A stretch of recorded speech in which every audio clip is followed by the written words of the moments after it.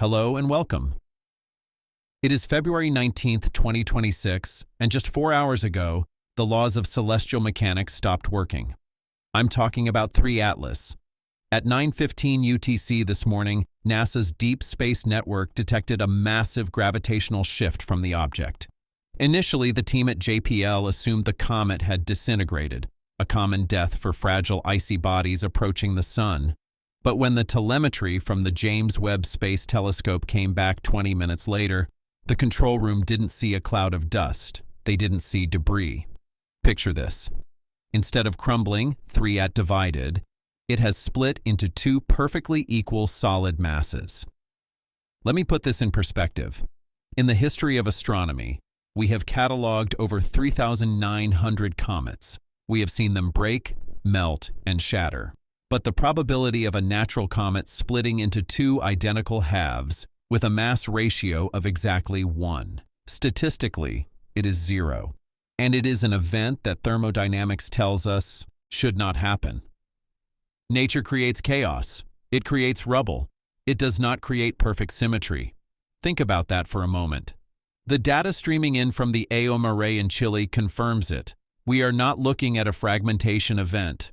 We are looking at a deployment. Right now, as I speak, these two halves, let's call them Atlas A and Atlas B, are not drifting apart into space as momentum would dictate. They have stabilized. They are maintaining a precise distance of 400 kilometers from each other. If you are a physicist, this keeps you awake at night because dead rocks do not decide to stop drifting.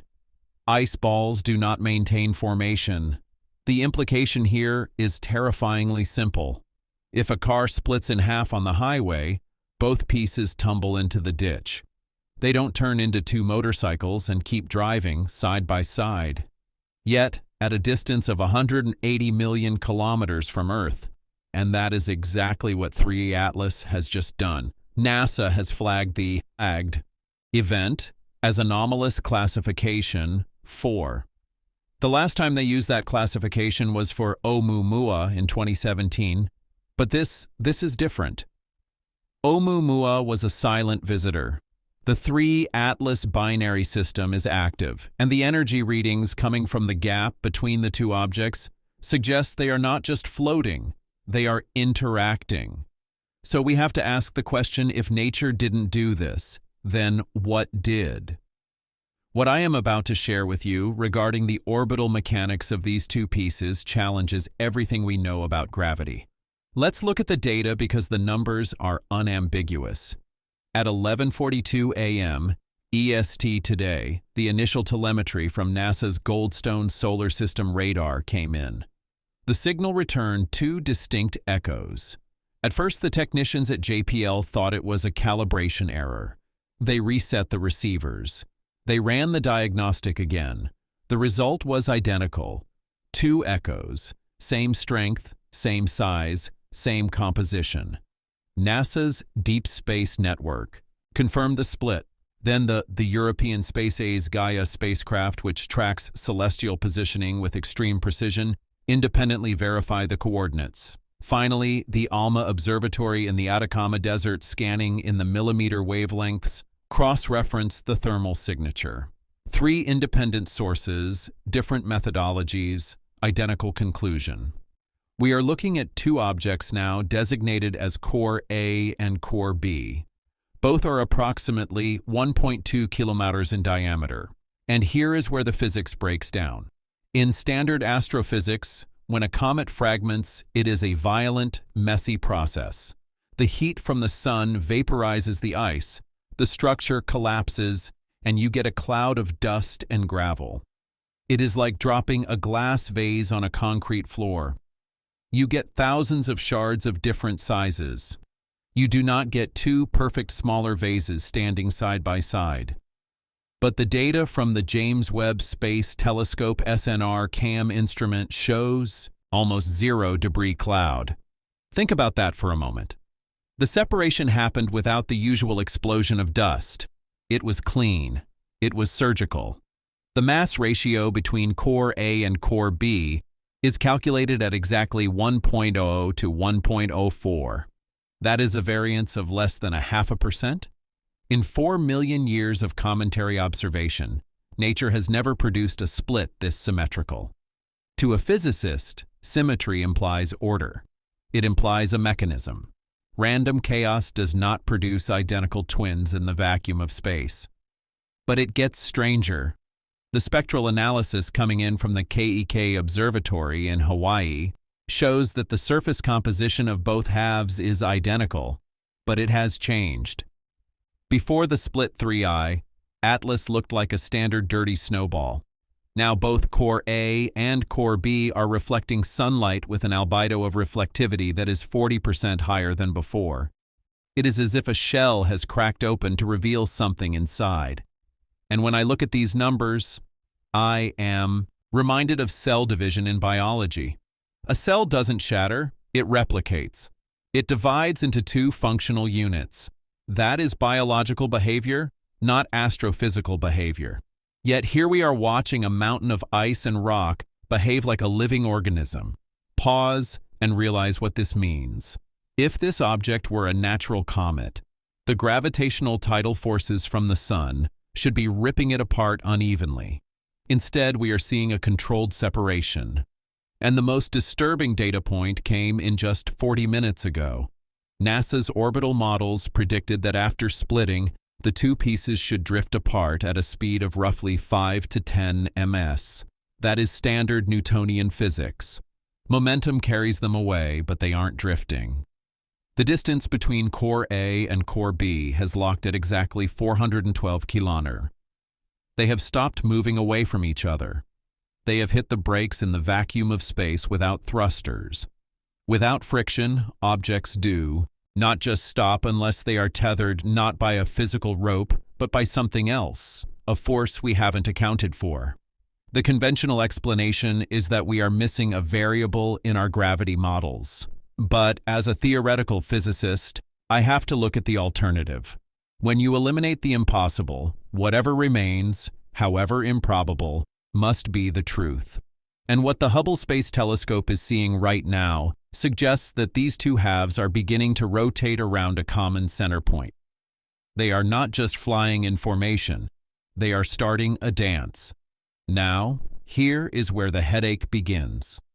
For every astrophysicist at NASA at 14-hour UTC, the trajectory data from the European Space Agency confirm that Core A and Core B have entered a stable binary orbit. They are circling a common center of gravity, a binary center located in the empty space between them. But the math does not add up. Let me explain why this is impossible using simple Newtonian physics.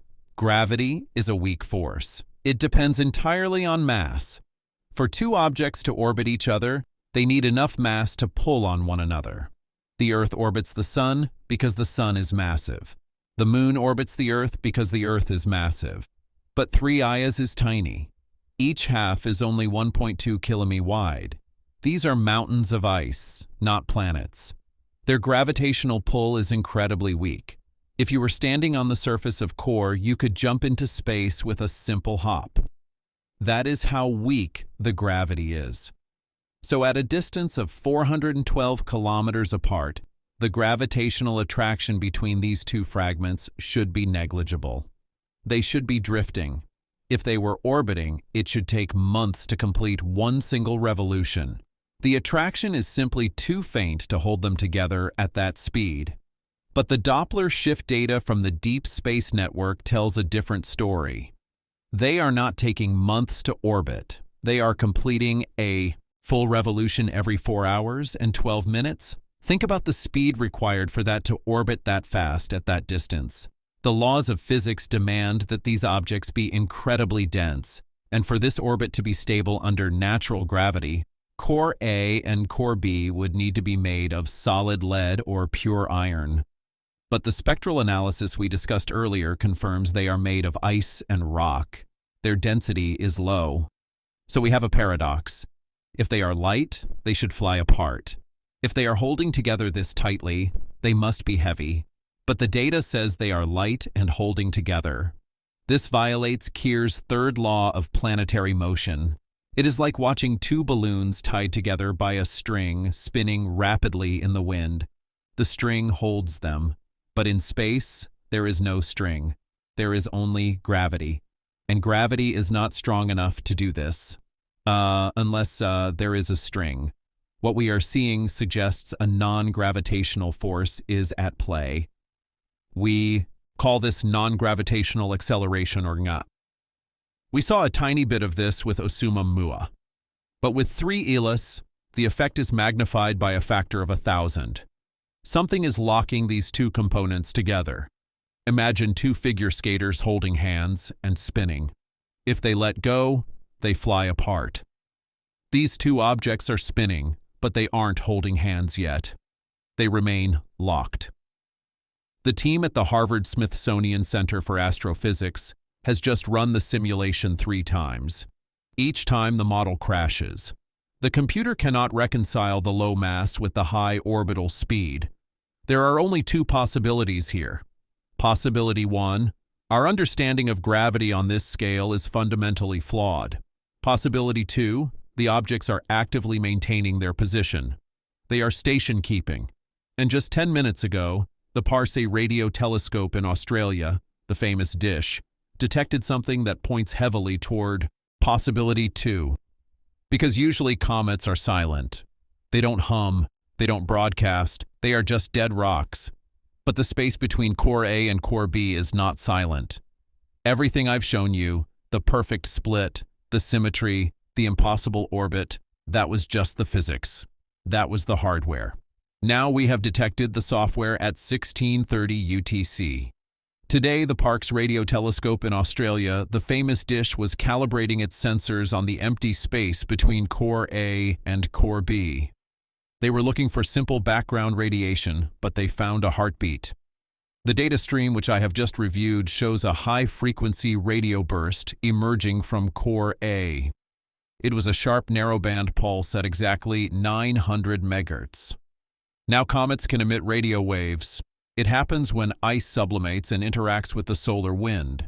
But those signals are messy. They are static. They are white noise across the spectrum. This signal was not noise. It was a spike. A clean artificial spike? But that is not the bomb. Exactly 0.6 seconds after core A emitted the pulse, core B fired back, a perfect identical response on the exact same frequency. Bing bong. And then silence for 1.2 seconds. Then again, ping pong. The team at the SETI Institute in California has just gone to red alert status. They've cleared the schedule for the Allen Telescope Array. Every dish is now pointed at 3IATLAS because what we are seeing is not a natural phenomenon. Rocks do not synchronize. Ice does not keep time. This is a handshake protocol. In computer science, when 2 devices connect, like your phone connecting to Wi-Fi, they exchange a series of pulses to confirm they are locked. They synchronize their clocks. That is exactly what 3IATLAS is doing right now. Think about the precision required here. To fire a signal across 400 kilometers of space and receive an answer within milliseconds requires processing power. It requires a transmitter. It requires a receiver. If this were a natural event like a magnetic field interaction, the signal would be continuous. It would be a scream. This is a conversation. Let me be very clear about the implications. We are not looking at a dead rock breaking apart. We are looking at a system coming online. And the timing of this handshake is accelerating. At 1630 UTC, the gap was 1.2 seconds. Right now, as I record this, the gap is shortened to 0.8 seconds. The pulses are getting faster. The data transfer is increasing. And when you combine this signal with the fact that the objects have stopped drifting, the conclusion is inescapable. Something has just woken up. Let's establish what we know with absolute certainty. The objects split with impossible symmetry verified by NASA and ESA, that 2 halves are orbiting faster than gravity allows. Confirmed by the Doppler shift. They are exchanging a structured signal detected by the Parkes telescope. These are not theories. These are documented observations. But one question remains unanswered. One question that the scientific consensus carefully avoids: why now? Why did 3IATLAS wait until it was 180 million kilometers from Earth to activate? Why didn't it split when it was closer to the Sun? Why didn't it signal when it passed Mars? The timing is deliberate. If this object were merely a rock, it would have disintegrated randomly. If it were a probe, it would have saved its energy until it reached a specific target. And right now, that target is Earth. Because the answer determines everything. If this is a natural phenomenon, then our understanding of physics is broken. If this is a derelict alien probe waking up due to solar heat, then we are witnessing history. But if this is intentional, if the split was a deployment maneuver designed to create a large baseline antenna array, then the purpose is not just to talk to each other, it is to talk to us. And the clock is running right now. As you watch this, the signal gap between core A and core B has dropped to 0.4 seconds. The handshake is completing. The system is booting up. In 6 hours, the two halves will align perfectly with Earth's position in the sky. The telescopes are pointed, the detectors are live, the data stream is active, and whatever 3IATLAS is, we're about to find out.